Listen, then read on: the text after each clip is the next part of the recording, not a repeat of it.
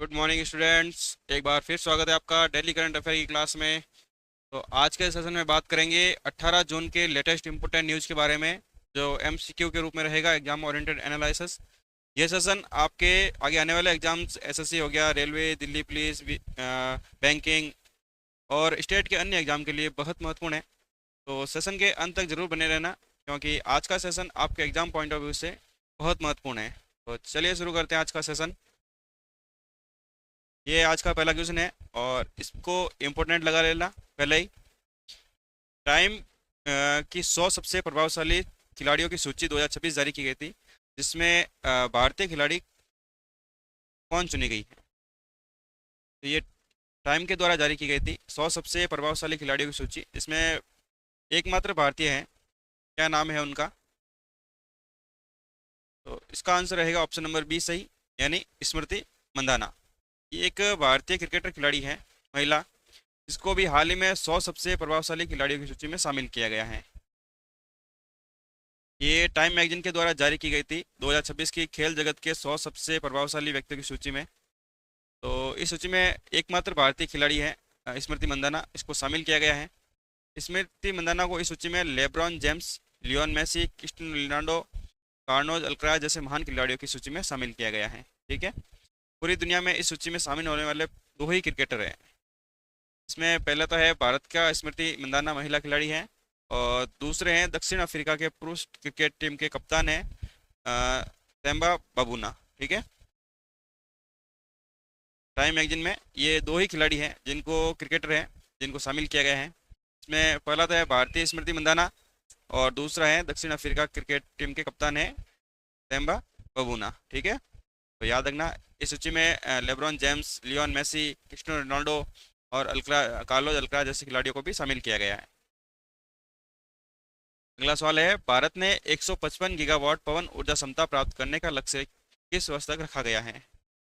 तो wind energy के मामले में भारत ने 155 गीगावाट की पवन ऊर्जा शामिल करने की क्षमता का लक्ष्य रखा गया है 2035 तक का, यानी ऑप्शन नंबर ए। भारत ने 155 गीगावाट स्थापित पवन ऊर्जा क्षमता प्राप्त करने का महत्वाकांक्षी लक्ष्य रखा गया है 2035 तक का।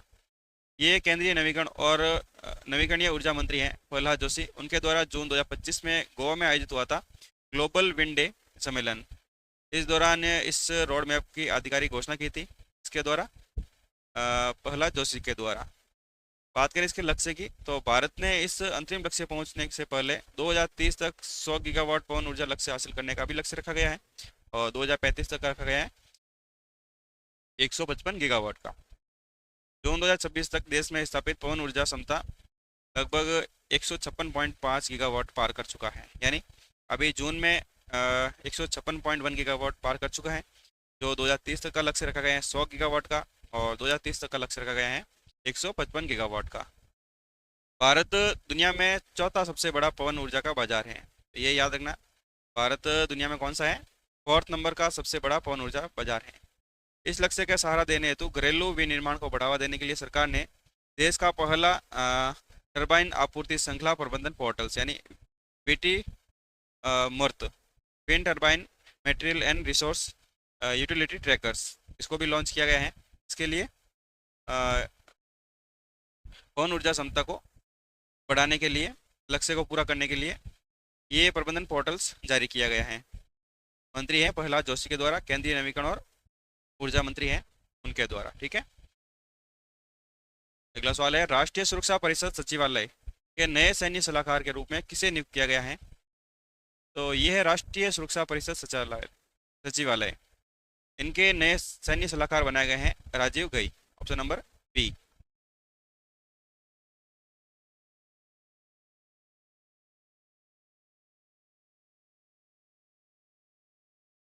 हाल ही में राष्ट्रीय सुरक्षा परिषद सचिवालय है, उनके नए सैन्य सलाहकार नियुक्त किए गए हैं लेफ्टिनेंट जनरल राजीव गई। ये देश के इतिहास में पहली बार हुआ है जब किसी सेवारत यानी 3 स्टार सैन्य अधिकारी को सीधे ही राष्ट्रीय सुरक्षा परिषद सचिवालय का सैन्य सलाहकार नियुक्त किया गया है। ये जिम्मेदारी संभालने से पहले वे भारतीय सेना के उप प्रमुख के रूप में भी कार्य कर रहे थे, और इन्होंने प्रसिद्ध ऑपरेशन सिंदूर के दौरान सैन्य अभियानों के महानिदेशक के रूप में भी कार्य किया था, यानी डीजीएमओ के रूप में भी ऑपरेशन सिंदूर में इन्होंने कार्य किया था राजीव गई के द्वारा, और ये भारतीय सेना के उप प्रमुख के रूप में भी इन्होंने कार्य किया है। और अब इनको बनाया गया है राष्ट्रीय सुरक्षा परिषद सचिवालय का नए सैन्य सलाहकार के रूप। उन्होंने जनरल एनएस राजा सुब्रमण्यम का स्थान लिया है, ठीक है। और एनएस राजा सुब्रमण्यम को क्या बनाया गया है, ये बनाया गया है भारत का तीसरा सीडीएस यानी चीफ ऑफ डिफेंस स्टाफ बना दिया गया है, और उनके स्थान पर लेफ्टिनेंट जनरल राजीव गई को नियुक्त कर दिया गया है राष्ट्रीय सुरक्षा परिषद सचिवालय में, ठीक है। इनका सेना में सेवा कार्यकाल दिसंबर 2027 तक रहेगा, यानी 2027 तक ये कार्य करेंगे राष्ट्रीय सुरक्षा परिषद सचिवालय के नए सैन्य सलाहकार के रूप में, लेफ्टिनेंट जनरल राजीव गई। इंपॉर्टेंट सवाल है तो याद रखना, कहीं ना कहीं आपके एग्जाम में देखने को मिलेगा ये सवाल। अगला है डीआरडीओ ने स्वदेशी LRALCM एक मिसाइल है, इसका सफल परीक्षण किस राज्य में किया गया है, बताइए जल्दी से। ये किसके द्वारा किया गया है, ये डीआरडीओ के द्वारा सफल परीक्षण किया गया है। ये है ओडिशा के चांदीपुर रेंज में, ऑप्शन नंबर सी। डीआरडीओ ने स्वदेशी है long range land attack cruise missiles, ये इसका फुल फॉर्म है LRLACM का, ठीक है, long range land attack cruise missiles. इसका सफल परीक्षण किया गया है ओडिशा राज्य में। इसकी मारक क्षमता की बात करें तो इसकी लगभग क्षमता रहने वाली 1000 से लेकर 1500 किलोमीटर तक, ठीक है। ये पूरी तरह से स्वदेशी तकनीक पर आधारित है, एक सबसोनिक क्रूज मिसाइल है, ठीक है। Long range land attack cruise missiles ये एक प्रकार की जमीन पर हमला करने वाली एक सबसोनिक क्रूज मिसाइल है, और इसकी गति देखें तो 0.7 से लेकर 0.8 मैक तक, यानी 850 किलोमीटर से लेकर 980 किलोमीटर प्रति घंटा की रफ्तार से ये उड़ान भर सकता है। तो ये क्या है, एक सबसोनिक क्रूज मिसाइल है, ठीक है। प्रमुख रक्षा परीक्षण की बात करें तो और कौन कौन से थे जो असम में किए गए हैं। पहला है रुद्रम सेकेंड, ठीक है। यह भी एक भारत की नई एंटी रेडिएशन मिसाइल है, जिसे सुखोई 30 MKI लड़ाकू विमान से सफलतापूर्वक टेस्ट किया गया। कहाँ से, ओडिशा के। अगला है अग्नि प्राइम, ये भी एक नई पीढ़ी की परमाणु क्षमता बैलिस्टिक मिसाइल है, जिसका सफल परीक्षण किया गया था ओडिशा राज्य से। तो याद रखना इनके बारे में, ये भी डीआरडीओ के द्वारा ही इसका सफल परीक्षण किया गया था।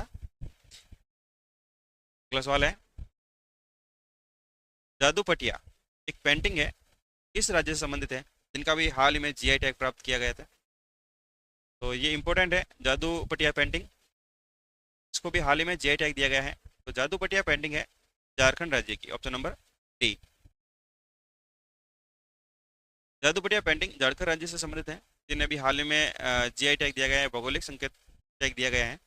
जून 2026 में भारत सरकार के द्वारा झारखंड की समृद्धि सांस्कृतिक विरासत को बढ़ावा देते हेतु ये दुमका जिले की इस पारंपरिक चित्रकला को GI टैग दिया गया। तो ये झारखंड के अंदर एक जिला है, इसका नाम है दुमका जिला, वहाँ की एक पारंपरिक चित्रकला है जादू पटिया, जिसको भी हाल ही में भारत सरकार के द्वारा GI टैग प्रदान किया गया है।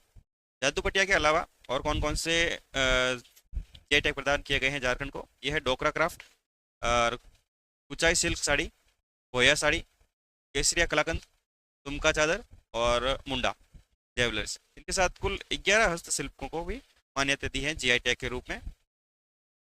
बात कर लेते हैं कुछ अन्य महत्वपूर्ण GI टैग की जो 2026 में अभी दिए गए हैं। तो पहले आता है झारखंड राज्य में, तो यह है बुरानी पेंटिंग्स, झारखंड बेम्बू क्राफ्ट और पाछो साड़ी, ठीक है, ये भी झारखंड का ही है। और बात कर लेते असम की, तो असम जापी, असम बिहू ढोल, असम पानी मेतवा क्राफ्ट और असारी काडी टेराकोटा क्राफ्ट। और अगला है मिसिंग तात यानी हैंडलूम उत्पादक, इनको भी GI टैग दिया गया है असम के। तमिलनाडु की बात करें तो हियामाली चावल, कवितपट्टी नाटू सकरई, ठीक है, ये कुछ नाम है, उनको भी याद रखना। उरईउरु सूती साड़ी, नामकल सोप स्टोन्स बर्तन और अम्ब समुद्रम चोपू सामान, ठीक है, ये तमिलनाडु के हैं, को भी याद रखना। आंध्र प्रदेश में है पोनंदू खादी, और उत्तर प्रदेश का है मथुरा जरी मथुरा की जरी ड्रेस, ठीक है। ये कुछ 2026 के GI टैग है, उनको याद रखना, तो अभी न्यू ही है, पूछा जा सकता है एग्जाम में कहीं ना कहीं। अगला सवाल है विश्व मरुस्थलीकरण और सूखा रोकथाम दिवस हर वर्ष कब मनाया जाता है। तो विश्व मरुस्थल और सूखा रोकथाम दिवस हर साल मनाया जाता है 17 जून को, यानी कल मनाया गया था 17 जून को। ये विश्व मरुस्थलीकरण और सूखा रोकथाम दिवस हर साल 17 जून को मनाया जाता है। इसका उद्देश्य है कि लोगों में भूमि संरक्षण और मरुस्थलीय और सूखा क्षेत्रों से खतरों के प्रति जागरूकता बढ़ावा देना। यानी ये संयुक्त राष्ट्र महासभा ने दिसंबर 1984 में इस दिवस को मनाने की घोषणा की थी, यानी शुरुआत इसकी दिसंबर 1994 से हुई थी और ये पहली बार 17 जून 1995 को मनाया गया था। ठीक है, यानी अगले ही साल मनाया गया था 17 जून 2025 1995 को।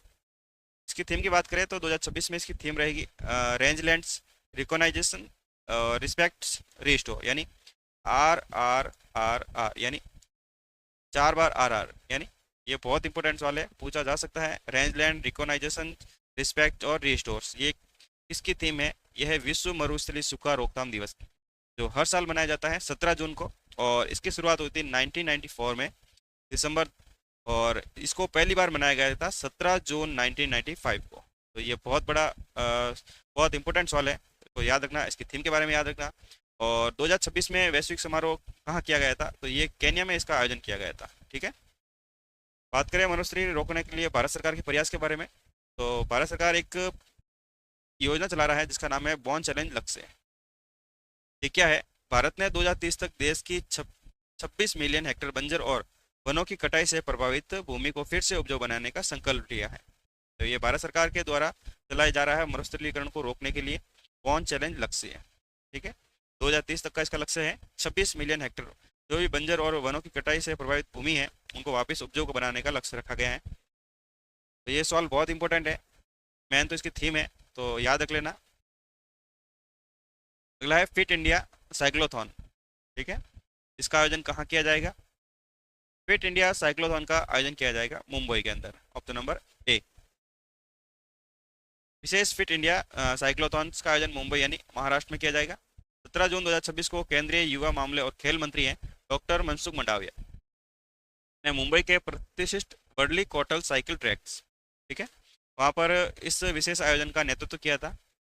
और बात करें इसकी थीम क्या रहने वाली है, तो इस आयोजन की थीम रहने वाली है साइकिलिंग बाय द सी। ठीक है, साइकिलिंग बाय द सी इसकी थीम रहने वाली है 2026 में फिट इंडिया साइक्लोथॉन की।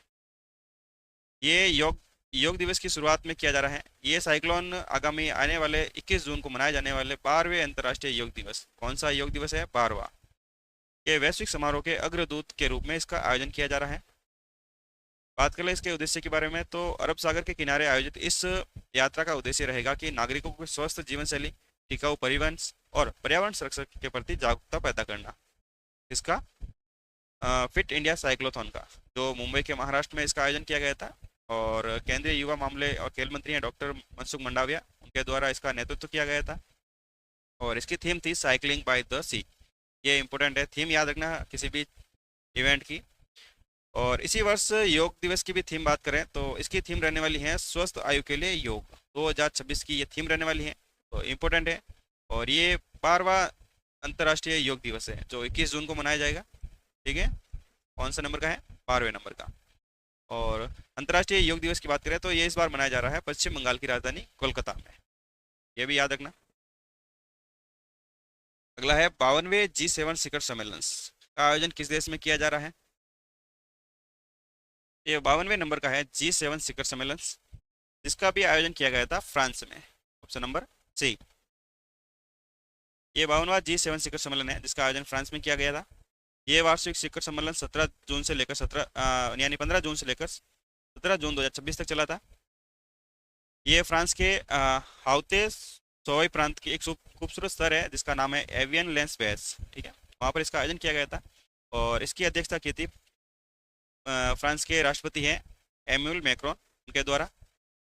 और इसकी थीम थी मुख्य अंतर्राष्ट्रीय चुनौतियों का समाधान करने के लिए मिलकर काम करना।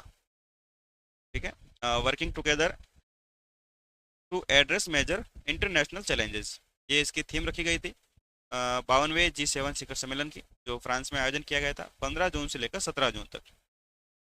इस सम्मेलन में वैश्विक आर्थिक असंतुलन को कम करने, यूक्रेन युद्ध, पश्चिमी एशिया संकट और आर्टिफिशियल इंटेलिजेंस AI पर और वैश्विक ऋण संकट जैसे महत्वपूर्ण मुद्दों पर इस पर चर्चा की गई थी। इस सम्मेलन में G7 शिखर सम्मेलन के अंदर ये महत्वपूर्ण चर्चा हुई थी इन चीज़ों पर, वैश्विक आर्थिक संतुलन को कम करने के पर, यूक्रेन युद्ध पर और पश्चिमी एशिया के संकट यानी विशेषकर अमेरिका ईरान और समझौते पर, AI पर। ठीक है, और ये भारत की G7 की 13वीं और पीएम मोदी की लगातार 7वीं भागीदारी है। भारत कितने वर्षों से इसमें भाग ले रहा है? ये इसमें 13वीं बैठक से ये भाग ले रहा है।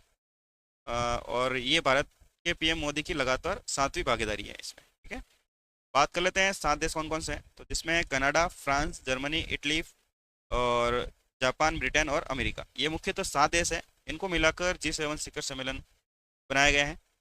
इसके अलावा अन्य आमंत्रित देश भी हैं, जिसमें है भारत, ब्राज़ील, मिस्र, केन्या, दक्षिण कोरिया, कतर, सऊदी अरब, सीरिया, यूक्रेन और यूएई।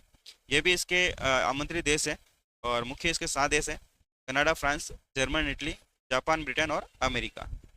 तो इस शिखर सम्मेलन की थीम याद रखना, और कब से कब तक आयोजित किया गया था, और इसकी अध्यक्षता किसके द्वारा की गई थी। ठीक है,